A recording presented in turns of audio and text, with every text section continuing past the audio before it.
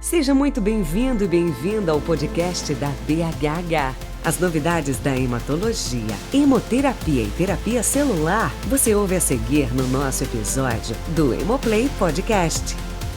Olá, eu gostaria de dar boas-vindas a todos vocês a mais esse episódio do Hemoplay, um podcast que está sendo preparado entre a nossa Associação Brasileira de Hematologia e Hemoterapia em parceria com o CEPID Câncer Terra, que é um projeto apoiado e financiado pela FAPESP e que visa a abordagem teranóstica do câncer.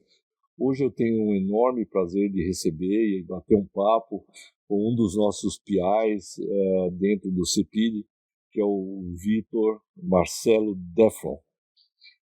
O Vitor é doutor em Química pela Universidade de Tübingen, é assim que se fala?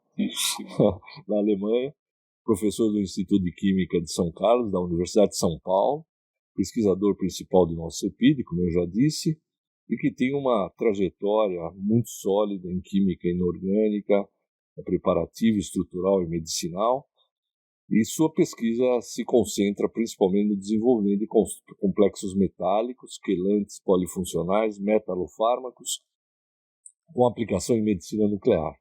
Esse é um ponto importantíssimo do que nós vamos conversar. E também quimioterapia do câncer, tratamento de doenças negligenciadas, integrando de forma estratégica os conceitos de teranósticos, inovação e de translação. Vitor, muito obrigado pela tua presença, é um prazer, tem sido um prazer a gente trabalhar junto nesses últimos 2 anos e meio em que a gente começou o projeto do Câncer Terra. E eu queria que um pouco você se apresentasse, falasse um pouquinho de como é o teu trabalho no dia a dia como professor, pesquisador, orientador e como tem sido o seu trabalho dentro do nosso projeto do Câncer Terra. Certo. Olá Carmen, olá ouvintes, é um prazer estar participando do Hemoplay, prazer todo meu ter essa oportunidade, inclusive, de falar um pouco sobre os nossos projetos, né? Eu tenho uma formação em Química Inorgânica, eu sou bacharel em Química formado pela Universidade de Brasília, fiz o mestrado lá também, e depois o doutorado na Alemanha, e tive uma oportunidade de ter uma sólida formação em Química, com o professor Bessler, Karl Bessler, na graduação no mestrado, o professor Joachim Streller no doutorado, e depois eu entrei na Universidade de Brasília, fiquei lá 6 anos e depois me transferi para a USP, onde já estou há quase 20 anos, para completar 20 anos já. E dentro da minha trajetória acadêmica, eu optei por usar esse conhecimento da química de coordenação e interesse na química de coordenação na área da química medicinal, né? A gente sempre fala que a nossa formação em química é inorgânica, às vezes o termo inorgânico e orgânicos não deixa de ser um certo erro histórico, né? Onde se tentou separar a química, o que era orgânico e o que era inorgânico. A química é uma só, né? Mas o que é a química inorgânica, na verdade, envolve uma série, centenas de outros elementos além da química do carbono, mas a química é uma só e a gente sabe que são muitos elementos essenciais dentro dos metais, muitos metais essenciais para a própria existência da vida, né? E, inclusive nos processos também de terapia, de cura e também na parte de diagnóstico. Então a gente optou por usar esse conhecimento para fazer pesquisa nessa área, buscando uma aplicação medicinal. A gente trabalhou um período buscando desenvolver novos metalofármacos para doenças negligenciadas, que tem certo, são deixados um pouco de lado pela indústria farmacêutica, a indústria de países subdesenvolvidos e envolvem comunidades e populações menos preparadas para combater doenças. Que doenças você trabalhou? A gente trabalhou com projetos para doença de Chagas, para tuberculose. Temos até uma patente que foi licenciada em 2020. Importante dizer que a tuberculose ainda mata 9 milhões de pessoas por ano no mundo inteiro. Ainda é um enorme problema. Quer dizer, os objetivos da Organização Mundial da Saúde em relação à tuberculose estão muito atrasados, exatamente porque a gente não consegue fazer diagnóstico e manter as pessoas sob tratamento, enfim. E fármacos muito antigos, né? Você tem uma carência enorme de desenvolvimento de novos fármacos e a universidade nos propicia investir nisso, né? E dar o nosso conhecimento buscando fazer o que muitas vezes a indústria farmacêutica não tem feito, tem se dedicado mais a outras doenças, e a gente procurou fazer isso, e o câncer, pela importância do câncer, sempre teve também na nossa linha de estratégia de pesquisa. Eu tive, no período da Alemanha, um colega de grupo, na época ele era docente visitante lá, o professor Ulrich Abram, da Universidade de Berlim. Ele já tinha uma formação nessa área nuclear, de Dresden, na Alemanha, ex-Alemanha Oriental, quando depois foi para Tübingen. E desde então a gente trabalhou isso, de certa maneira, eu imagino que dentro da universidade no Brasil a gente teve um papel inovador nesse caso, de colocar essa parte nuclear dentro da química na universidade. Sempre teve na medicina, na farmácia, mas o desenvolvimento da parte de química, isso é mais recente. A gente teve, acho que, um papel aí de trazer essa problemática para a química, e a gente começou a fazer projetos, intercâmbio de estudantes, buscando estabilizar compostos que pudessem ser usados na medicina nuclear, para diagnóstico, terapia.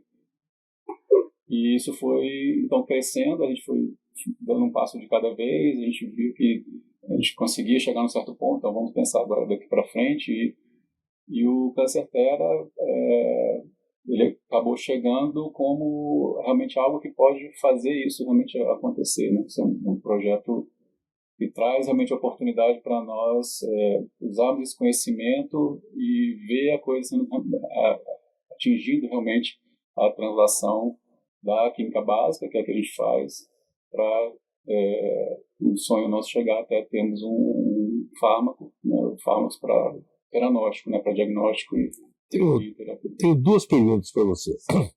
A primeira, o que é um quelante? Porque eu acho que você trabalha muito nessa área. E a outra, como é que vocês engatam essas substâncias radioativas? A medicina nuclear, eu acho que é importante que as pessoas saibam que aqui tem dois objetivos fundamentais. Um, obviamente, é a imagem, é o diagnóstico, auxiliar no diagnóstico, no monitoramento, etc. E a outra é a nossa abordagem teranóstica. Como é que... Explica um pouquinho, porque essa eu acho que é uma novidade para o nosso público entender como é que vocês montam essas moléculas com um legozinho, só que no final bota uma coisinha radioativa que vai... Com muito prazer. Acho que o quelante, ele é geralmente um composto orgânico, e ele tem dentro da sua estrutura alguns átomos que são capazes de se ligar com metais, ou mesmo tecnometais, formando uma estrutura que cerca o átomo metálico, estabilizando esse composto, formando um composto estável. Dentro dos radiofármacos, a gente tem, basicamente, você tem um radionuclídeo, que aí ele é escolhido de acordo com as propriedades radioativas dele, para diagnóstico, geralmente o emissor de raios gama ou pósitrons, que no fundo vai também gerar fótons na faixa de radiação de raios gama, com um tempo de meia-vida de minutos a horas. Para terapia, geralmente emissor de partículas beta ou alfa, que você vai ter poder de ionizante para terapia, Quer dizer, para imagem, fundamentalmente radiação gama. Gama. É isso. Para terapia, alfa e beta. Alfa. E aí, para terapia, você já tem uma questão de tempo de meia-vida já de horas a dias, né? De acordo com o tipo do tumor a ser tratado. E para diagnóstico, preferência minutos a horas, para que essa radiação, o processo de decaimento, você perca logo o poder de radiação, para submeter o paciente a menos radiação possível. E aí você tem como a gente vê, tem muitos elementos radioativos, tem um leque enorme de elementos radioativos, mas quando você vai ver, vamos ver aqui as propriedades, qual que tem a faixa de energia apropriada para diagnóstico, de acordo com a tecnologia que a gente tem, para terapia. E aí, qual é o custo de produção? Que tipo de tecnologia para produção? Precisa de um reator nuclear, precisa de um ciclotron, ou, em alguns casos, você pode ter um gerador, que é um equipamento bem mais simples, mais fácil de transportar e manipular. Esse conjunto enorme de elementos radioativos vai se reduzindo, quando você vê que tem poucas opções, e aí, assim, todo o processo de produção, transporte, que não é uma coisa usual, simples, né? Transportar material radioativo, e aí esse leque vai diminuindo. Então, aí no final, a gente tem o que é possível ter na disposição e como estabilizar isso para isso virar um radiofármaco. Aí você tem o radionuclídeo, aí entra o quelante, porque ele vai formar uma espécie estável com esse isótopo radioativo, esse radionuclídeo. E a gente tem hoje, basicamente, no radiofármaco tem o quelante. Esse quelante ele pode ser ligado a um espaçador ou não, e esse espaçador uma biomolécula. Essa biomolécula vai dar, então, uma especificidade para esse radiofármaco. A ideia aqui, na parte de terapia, de diagnóstico e terapia usando radiação, é que você tem essa espécie muito bem estabilizada, né? E você coloca isso dentro do organismo e realmente aquela espécie resista pelo tempo suficiente, tanto para o diagnóstico quanto para a terapia, que é um grande desafio. Então, e aí você tem que desenvolver essa molécula que estabiliza aquele radionuclídeo específico. Isso vai ser ligado então, ao espaçador, e o espaçador na biomolécula que vai dizer aonde você vai levar qual é o alvo. Qual é o alvo. O desafio de química ele é enorme nesse sentido, porque isso vai ser feito na clínica. O desafio você precisa, ao expor esse quelante ao radionuclídeo, você quer que ele capte todo o radionuclídeo, você tem um rendimento praticamente quantitativo, que isso seja rápido, seja em condições brandas, você não tem um laboratório de química para fazer sínteses sofisticadas, nem se espera isso, né? Então tem que ser alguma coisa rápida, ele tem que formar um composto que seja estável, e esse composto que seja estável tem que chegar até o alvo e para que a radiação seja usada de lá. Então o desafio é muito grande, e aí como você combinar terapia e diagnóstico. Então, muitas vezes você tem alguns casos que você tem o mesmo elemento químico que tem um radioisótopo que é emissor de radiação gama e outro que é emissor de radiação beta, por exemplo, partículas beta. Quer dizer, você faz o mesmo procedimento caso, usando... se é o mesmo elemento químico, isso ajuda bastante. Por exemplo, cobre 64, 67 seria um par. E aí se você tem um quelante que bom para estabilizar cobre, ele vai estabilizar tanto um isótopo quanto o outro. E aí você vai ter o mesmo sistema para poder ser usado para diagnóstico ou terapia. A questão é que, assim, aquela questão da logística, aquela questão da produção e custo e toda a questão de você ter o fornecimento, né? O cobre, por exemplo, não é muito simples de ser produzido, você precisa ter ciclos de alta energia, então o custo é muito elevado. Então a gente tem que pensar que nas questões da praticidade e da logística adequada, muitas vezes você acaba usando um elemento para uma coisa e outro elemento para outra coisa. Por exemplo, galho para diagnóstico, lutécio para terapia, ou actínio para terapia. Então você tem agora dois elementos químicos diferentes, né? Isso é interessante assim, de salientar, porque cada um deles tem a sua demanda para você formar um composto estável, a quantidade de ligações que vai fazer, orientação dessas ligações no espaço, fechamento desse espaço para que essa espécie não seja atacada, não tenha espaço para que outras espécies cheguem até o centro metálico para formar outros compostos. E aí você tem que pensar nisso no caso de um, no caso do outro, e às vezes você consegue uma estratégia com o mesmo quelante, deixar ele uma certa flexibilidade para estabilizar um ou outro. Mas, em outros casos, você pode modificar um pouco a parte do quelante para um e para outro, né? Então, isso tem sido feito com galho, com lutécio, por exemplo, você ter pequenas modificações, o mesmo tecnécio e rênio, seria um outro par interessante, né, do ponto de vista de você ter química muito parecida, mas você pode fazer pequenos ajustes, porque são elementos químicos diferentes, tem pequenas diferenças de um para o outro.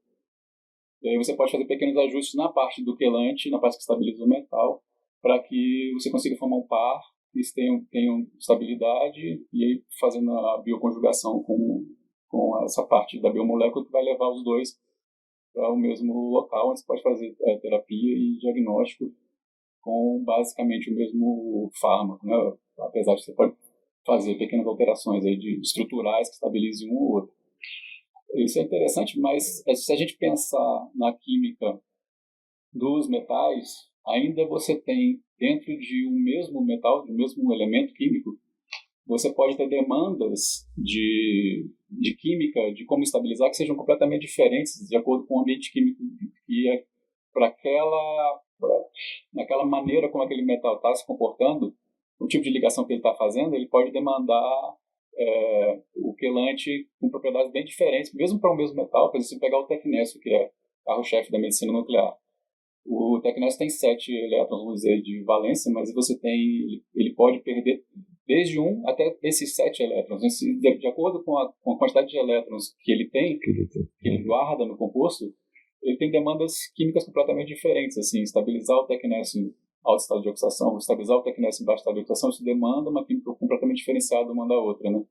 Então, além de a gente ter essa questão de trabalhar com elementos químicos diferentes, que têm demanda química diferente, muitas vezes com o mesmo elemento químico, como o tecnésio, por exemplo, ele oferece, dependendo da forma como ele está, o estado de oxidação do tecnésio, da quantidade de elétrons que ele usa em fazer as ligações, você pode ter realmente uma demanda química completamente diferente num estado que ele está ou no outro.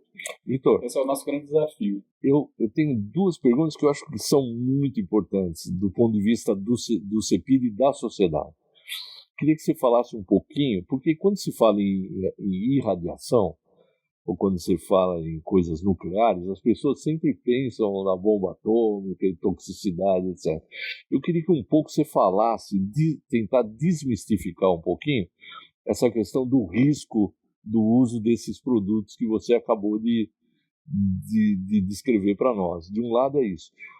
E a minha outra pergunta é saber como o Brasil está inserido nesse contexto da produção de radiofármacos, como é que está a situação da produção desses elementos radioativos para fins terapêuticos e para fins diagnósticos. Se você pudesse...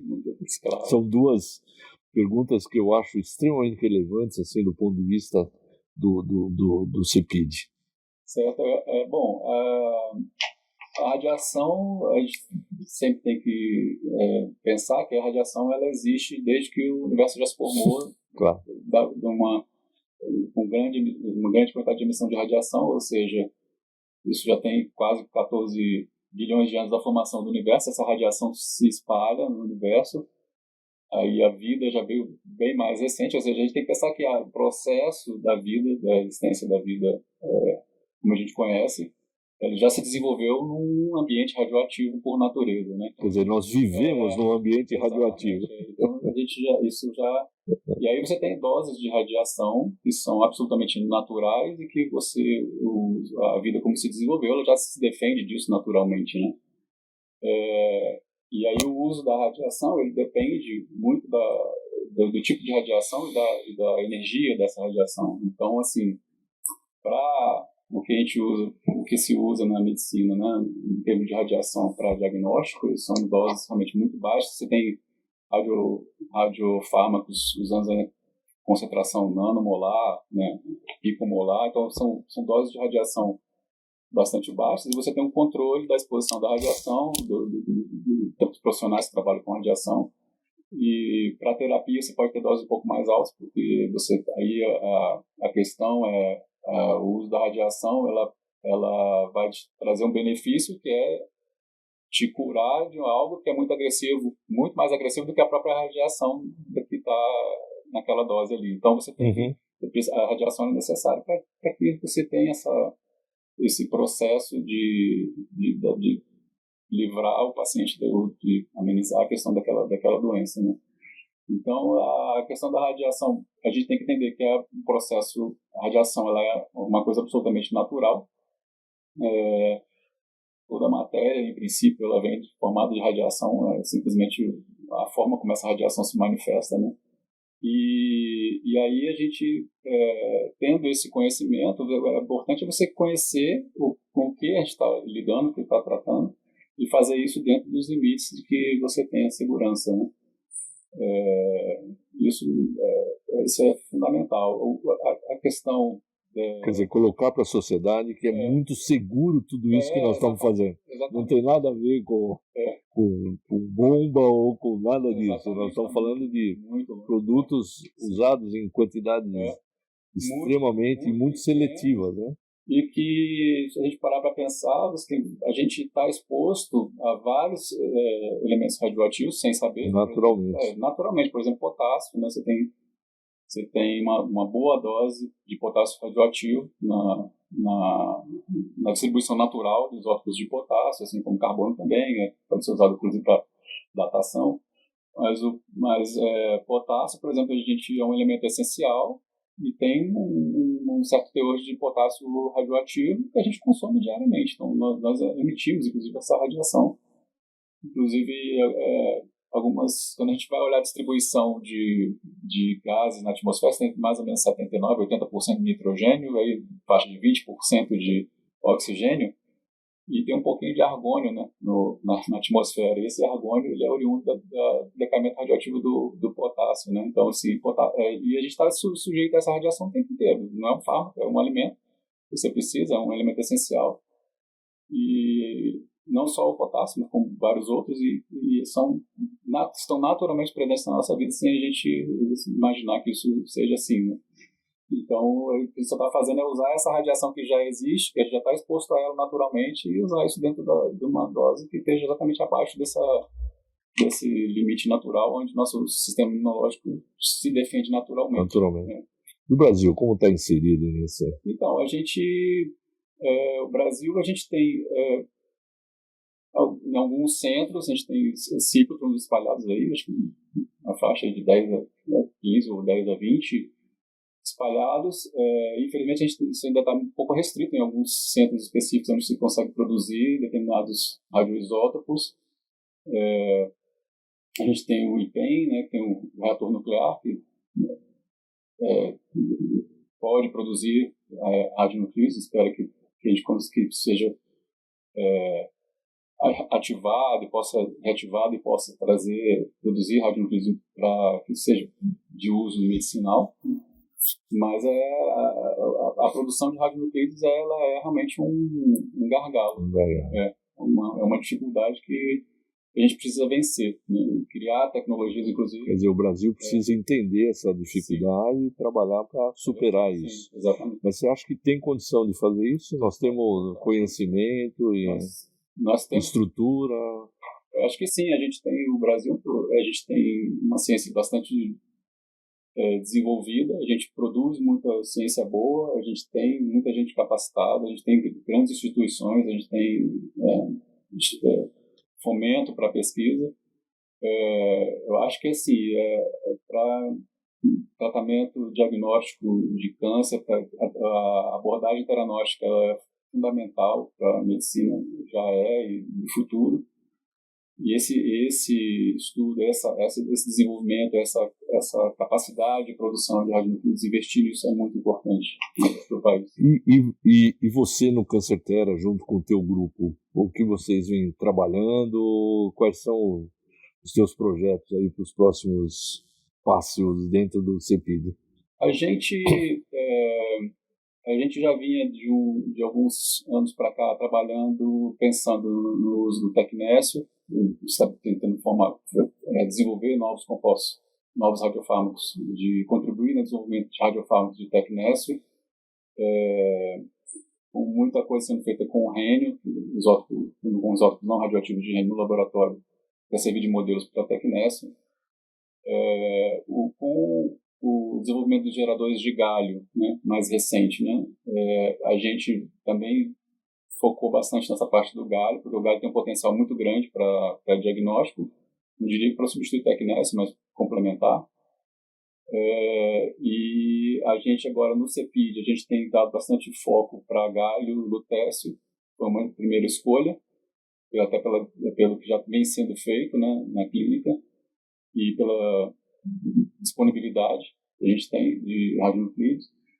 Mas a gente tem também considerado a questão do rênio, porque agora existem geradores também de rênio que pode facilitar o acesso ao rênio 188, e fazer par teranóstico de rênio com tecnécio é um desafio. A química tem certas limitações entre o rênio e o tecnécio, tem algumas diferenças, tem muita semelhança, mas também tem algumas diferenças. Mas a gente tem trabalhado, né, e tem esse foco de desenvolver sistemas que possam ser usados com rênio e tecnécio, galho lutécio, galho actínio, galho zircônio. O zircônio também como uma opção, né? Quais são os grupos que você tem mais colaborado, vamos dizer, dentro do CEPID ou fora do CEPID? Aqui, dentro do CEPID, a gente, todo o grupo do CEPID, né, da Unicamp, da Santa Casa, do HC também, daqui de São Paulo. Da USP. A gente teve durante muitos anos uma colaboração muito estreita com o grupo de radioquímica da Universidade Livre de Berlim, né? O professor Chabra, agora ele recentemente se aposentou. E a gente tem uma colaboração muito ativa com um grupo da Universidade de Lisboa, no Centro de Ciências e Tecnologias Nucleares da Universidade de Lisboa, onde a gente tem tido uma colaboração muito frutífera também nos últimos anos. A gente tem conseguido dar passos bastante significativos, né, no sentido de aproximar aquela coisa da química básica, de estabilizar o composto e depois de ver isso dentro do organismo de uma maneira estável, sendo a biodistribuição natural, e agora tentando fazer essa parte de colocar uma biomolécula e tornar essa coisa mais seletiva. Então a gente tem dado um passo de cada vez, a gente está vendo as coisas evoluindo. O teu papel no Câncer Terra é fundamental para o projeto de uma grande unidade de radioquímica. Queria que você falasse um pouquinho desse projeto, porque é um projeto em desenvolvimento. Sim. Eu sempre digo o seguinte: o Câncer Terra, o CEPID, ele é um ser vivo.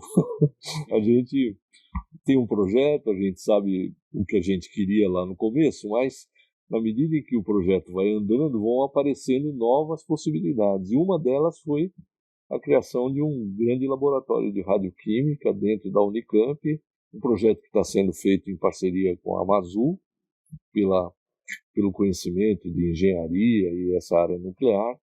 E o teu papel tem sido fundamental na orientação desse projeto. Queria, se puder falar um pouquinho, porque eu acho que esse é o grande projeto estruturante para nós nos próximos anos, né? Eu acredito que esse centro ele será um divisor, assim, realmente de períodos em termos de desenvolvimento de radiofármacos, ter essa possibilidade de ter esse laboratório e ali você ter a questão é muito interdisciplinar, né? A parte de química, farmácia, biologia, medicina.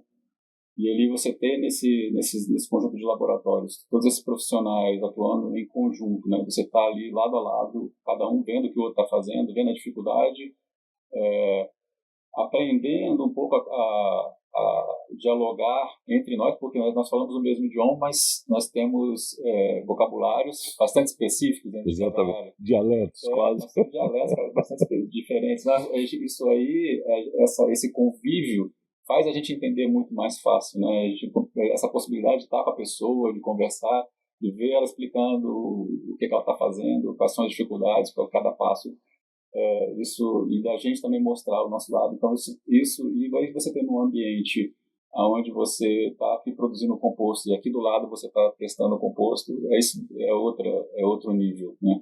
É diferente de você passar um tempo produzindo, depois mandar para outra pessoa e ela lá dentro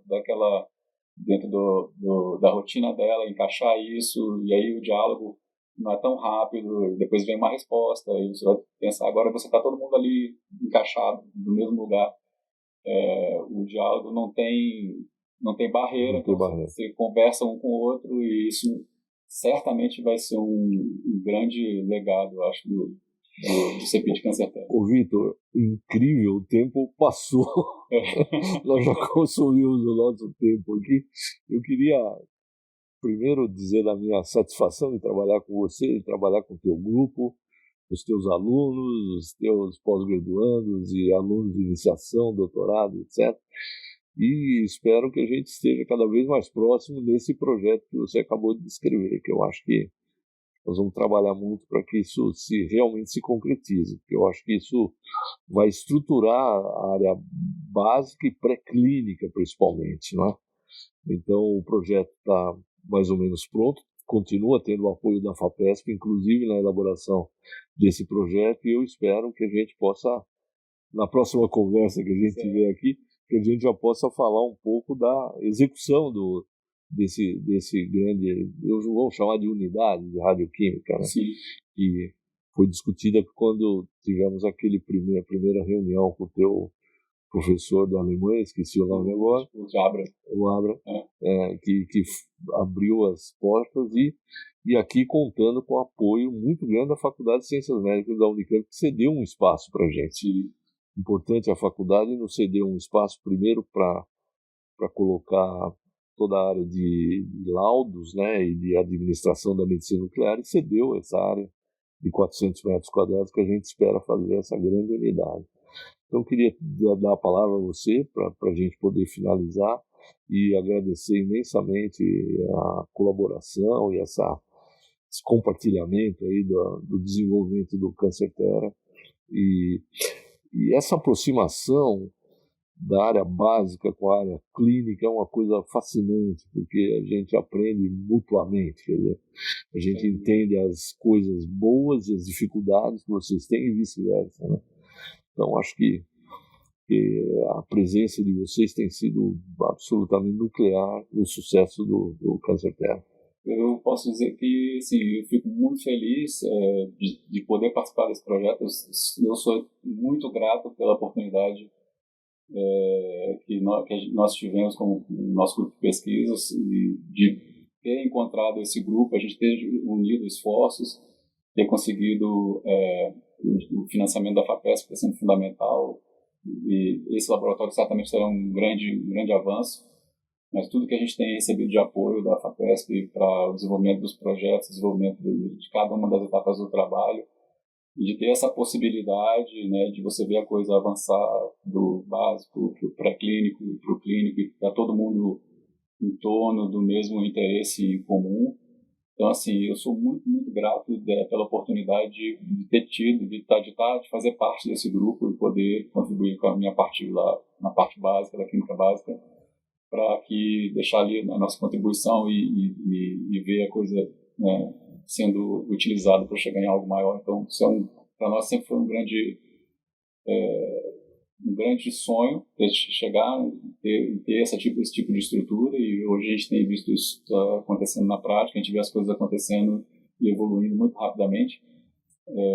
Certamente daqui a uns anos a gente vai estar nesse laboratório e vai ver essa coisa se concretizando, porque são muita gente unindo esforços e colocando energia nisso e focando e fazendo o que precisa ser feito, né?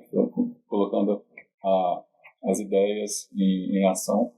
Então, realmente a expectativa é que a gente vai, ao longo desses 11 anos de projeto, 10, 11 anos, a gente vai realmente chegar nesse objetivo aí, vai deixar isso como um legado, um bom trabalho está sendo feito. Queria agradecer muito e deixar bem claro para os nossos colegas, para a nossa sociedade, a importância disso tudo, a complexidade disso tudo. É claro que muito do que a gente discute aqui, que a gente fala, a gente não consegue transmitir com simplicidade uma coisa que é tão ampla e tão complexa, mas mostrando que tem um grupo extremamente sério trabalhando no desenvolvimento de novas perspectivas no enfrentamento desse grupo dramático de doenças que são os vários tumores da humanidade, né? Então eu acho que o nosso trabalho no CEPID é ir colocando tijolinhos, vamos dizer, nessa obra certamente inacabada, porque a gente vai contribuir até um certo ponto, e poder contar com a ciência básica como um grande alicerce disso que a gente está fazendo. Então, acho que o trabalho que vocês têm feito na Universidade de São Paulo, Santa Casa, Unicamp, todo mundo junto, tem sido fundamental para o avanço do nosso projeto do CEPID, que eu espero que a gente ainda tenha muita coisa boa a transferir para a comunidade. Então, muito obrigado, Vitor, e agradeço a você, ao teu grupo e ao nosso grupo, vamos dizer, do CEPID, todo esse avanço que a gente está trazendo aqui para a comunidade. Muito obrigado. Perfeito. Nós agradecemos também a oportunidade. Muito obrigado por nos acolher e estarmos aí trabalhando juntos nesse projeto. Muito obrigado. Com acesso a muita informação sobre as especialidades e diversos temas pertinentes na voz de quem entende.